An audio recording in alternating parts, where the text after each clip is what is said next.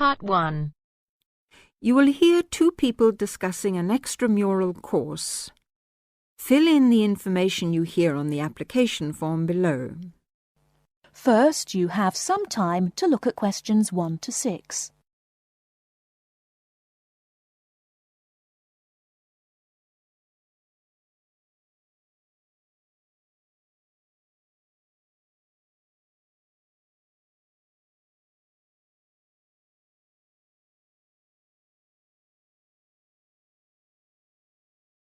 Now, here is the conversation. Hi, Jenny. What are you doing down here? Oh, hello, Steve. Well, I'm trying to fill in this form, but I'm having a bit of a struggle as I sprained my wrist playing tennis yesterday. Don't worry, I'll do it for you. Let's have your pen. Right, fire away. Let's see.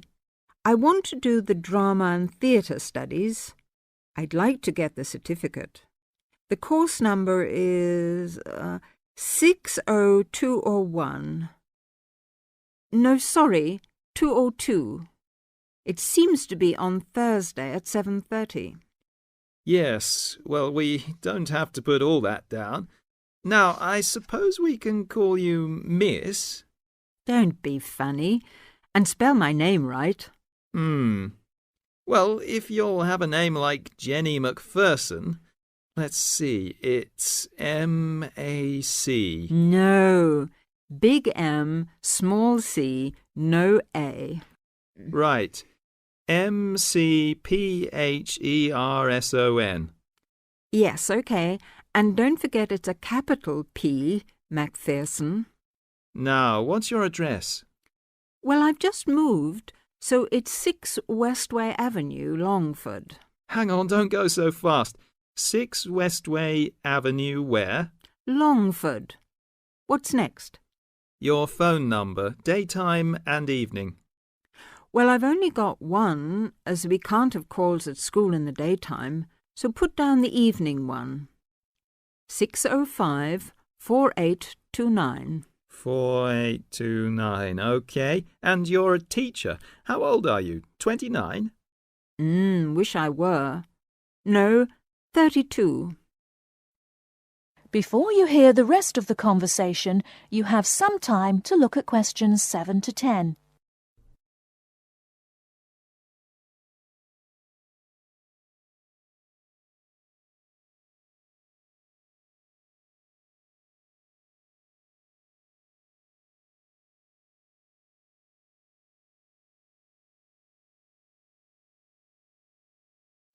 Now listen and answer questions 7 to 10. Do they want my date of birth? No, don't seem to. Just age. How about educational qualifications?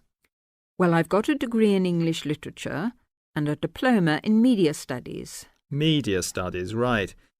Now, have you ever done any of these extramural courses before? No, don't think so. Although I did do something on psychodrama once. But no, it wasn't extramural, was it? That seems to be it, except for the fee. Yes, well, that's the same for all the central courses. I think £25. I suppose I have to include it with this form. Looks like it.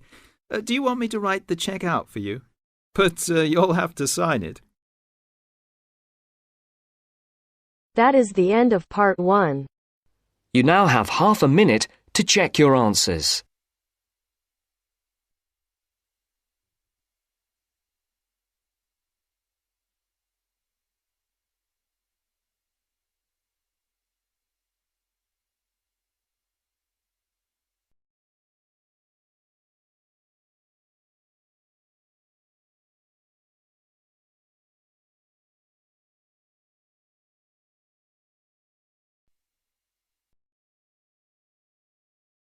Now turns to Part 2. Part 2. You are going to hear a travel agent discussing a holiday booking with two customers. Look at questions 11 to 13.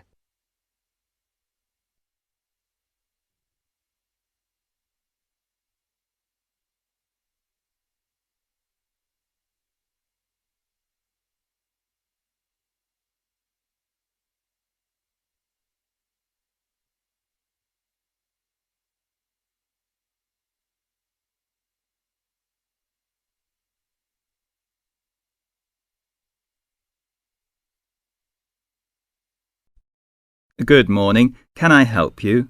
Yes, good morning. We'd like to book a holiday for July, please. Certainly. Where did you have in mind? Oh, well, we haven't thought a lot about it, really. We'd just like to go somewhere hot, and it must be in July. I see. Well, let's get the dates cleared up first, then we can see about availability. What part of July were you thinking of? Oh, well, you see, we have slightly different holidays. I've got the whole month except for the last 5 days, so I could go from the 1st to the 26th. But my friend here doesn't start until the 7th, so I suppose it will have to be the middle 2 weeks, really.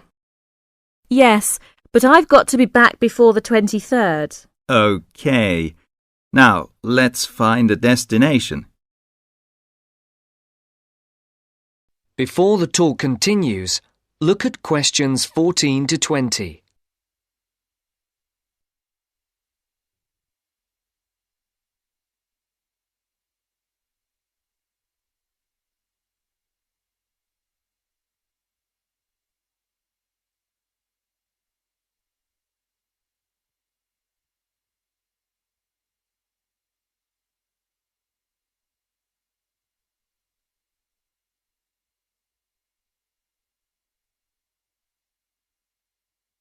As you listen to the second part of the talk, answer the questions. Any preferences? France? Italy? Oh, not France. We went there last year, and it was absolutely packed with teenagers, making noise and getting drunk all the time. Yes, it was terrible. We definitely want somewhere quieter this year. Well, of course, it depends more on the resort rather than the country. There are resorts in every country which cater for the family or the slightly older person. They're usually a shade more expensive, though, as you might expect. Oh, well, we don't mind paying a bit more if it means more peace and quiet, do we? Definitely not. It'll be well worth it. All right, let's have a look at what we've got on the computer. July. Was it 10 or 14 nights you wanted? Oh, the fortnight, please. Right. Well, let's start with Italy. We've got 14 nights bed and breakfast in Sorrento for £345 from Manchester on the 14th. Or we've got... No, wait a minute. That's no good for me. We wouldn't get back till the 28th, and I've got to be back at work before that. Ah, yes. How about Sweden? 2 weeks, half board? How much would that be? That would be £540 from Manchester again. Well, 540... that seems too much. Well, madam, there's a surcharge for the airport, and it has a 5-star hotel. Oh, well, it's a bit over our budget, really. All right, let's try somewhere else. How about Portugal? Oh, that sounds great. We've never been there before, have we? Let's see now. We've got 14 nights in Albufeira, half board, from Gatwick, for £385. Albufeira? Oh, wait a minute. Did you say the flight was from London? That's right, from Gatwick. Oh, well, we'd prefer a flight from the north somewhere. Manchester, perhaps, or even Glasgow. That is the end of part 2. You now have half a minute to check your answers.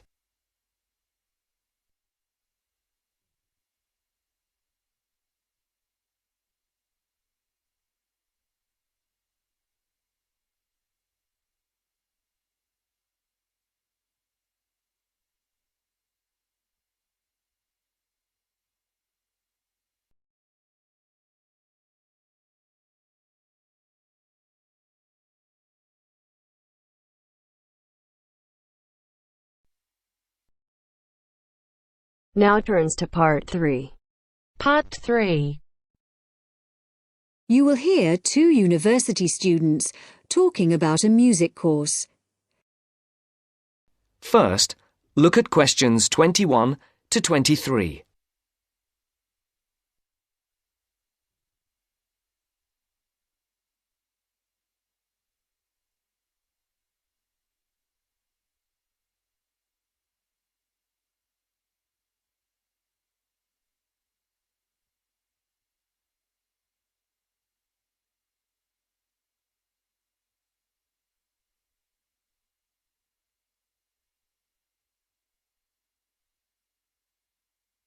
As you listen, answer the questions. Josie, come in. How are you? I'm good. Can I get you a coffee or anything? No, that's okay. I can't stay long, but you said you wanted to talk to me about that course I'm doing this semester. Music 103? That's right. Actually, I was a bit confused because I thought you were majoring in maths. That's right, I am. I'm doing 4 maths modules this year, but it's an optional course. You just choose it if you're interested. And you can do it whatever department you're in. Why? Are you thinking about doing it? Well, I'm not sure. What are the requirements? What? The course requirements. I mean, what do I need to know about music to be accepted on it? I do listen to a lot of music, everything from hip-hop and rap to classical. And I can sing, sort of.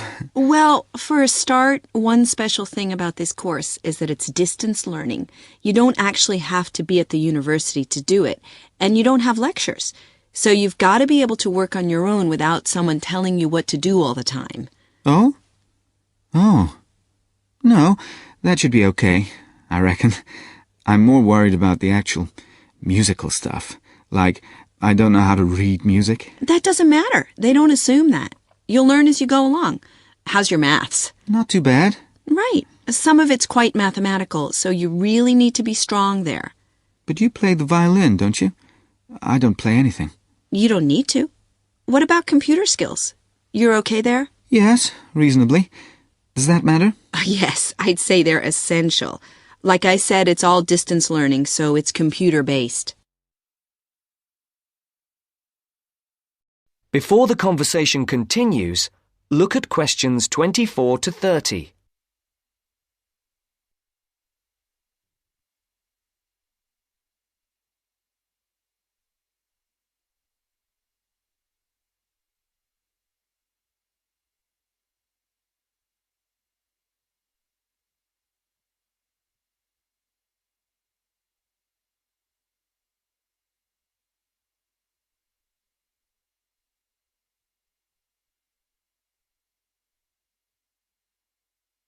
Now listen to the second part of the discussion.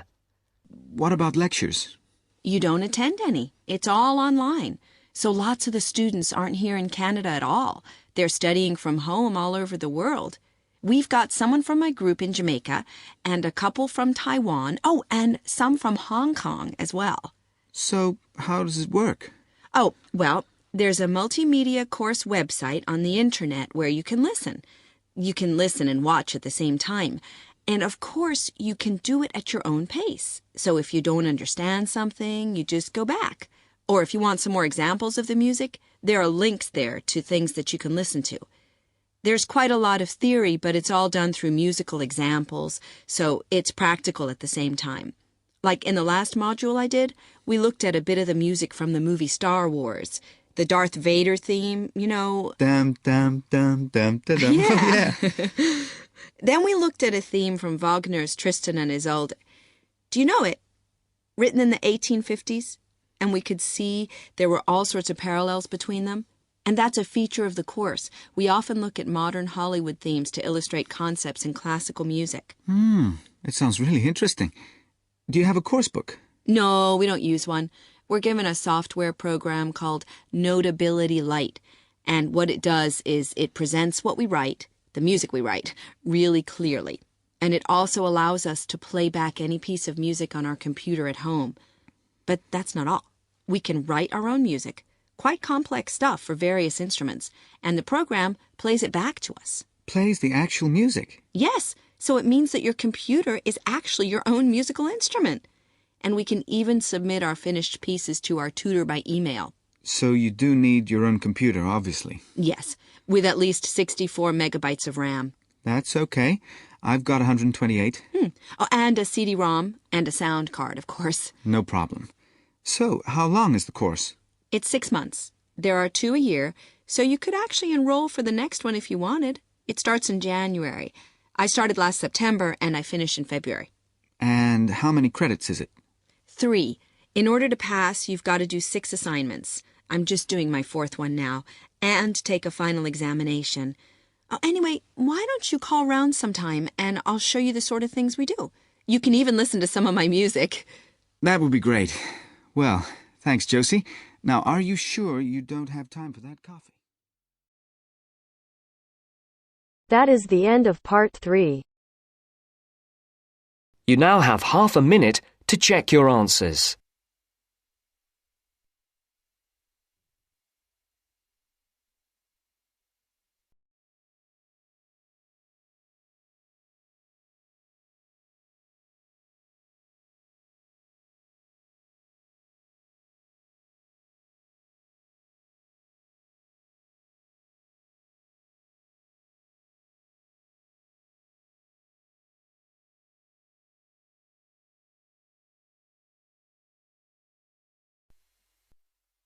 Now turns to part 4. Part 4. I'd like to talk about the changes to our leisure time, and I'll start by talking about lifestyle changes over recent years for women. First, you have some time to look at questions 31 to 40.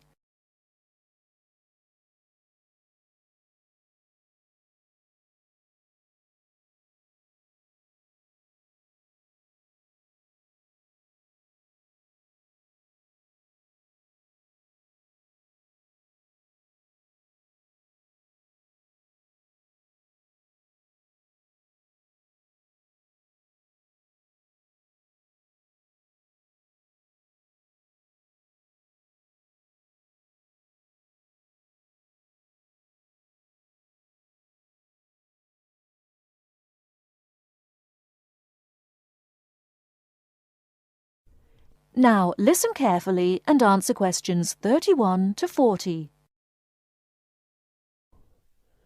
I'd like to talk about the changes to our leisure time, and I'll start by talking about lifestyle changes over recent years for women. As we all know, the wife and mother of the family has traditionally been responsible for organising and completing household tasks for the family. However, particularly over the last decade or so, we have seen a greater number of women continuing to work after marriage and returning to work after having children. This has significantly reduced the amount of time available for household chores. The result is that nowadays the majority of people own and regularly use products such as dishwashers or microwaves. The modern family often considers hours spent on cleaning and cooking as a waste of valuable time, and generally we are all interested in finding ways of reducing the number of hours we need to devote to such tasks. While washing machines have long been thought of as necessities by families, nowadays so too are microwaves and dishwashers. These goods can drastically reduce the amount of time we need to spend running our home and increase the amount of time available not only to go to work, but also to spend on leisure pursuits. As society develops and we become richer, we put more value on our leisure time and our possessions. The richer a society, the more demanding it becomes. People are no longer happy to work long hours for little return. Expensive holidays, expensive clothes and cars all become more important the more materialistic the society in which we live. Acquiring things and joining the race of acquisition means that modern society spends a lot of time and money purchasing unnecessary goods. Although expensive and persuasive marketing techniques are partly responsible, the demand for such goods often comes from young professionals, those with the money to endlessly upgrade things simply because a better model is made available. Our obsession with the newest and best products available, while good for the economy, can also have a negative impact on the environment. It is not appropriate to overproduce appliances and overuse electricity to keep these unnecessary appliances operating in our homes.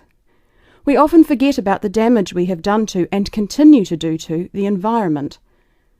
Others opposed to the overuse of appliances and technology also argue that from a social point of view, over-reliance on gadgets means that people are losing the ability to be creative.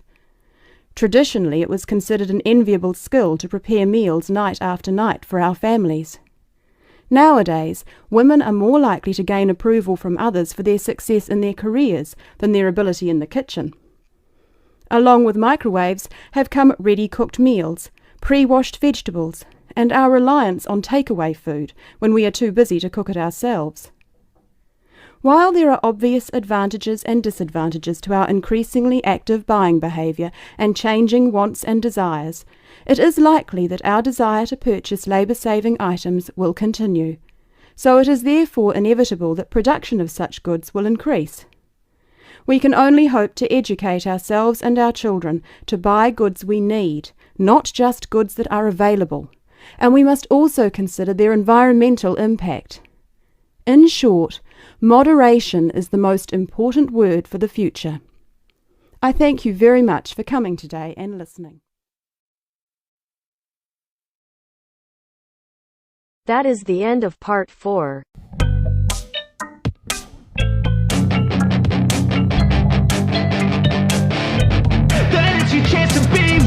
Hey kid, don't ever let them get inside your head.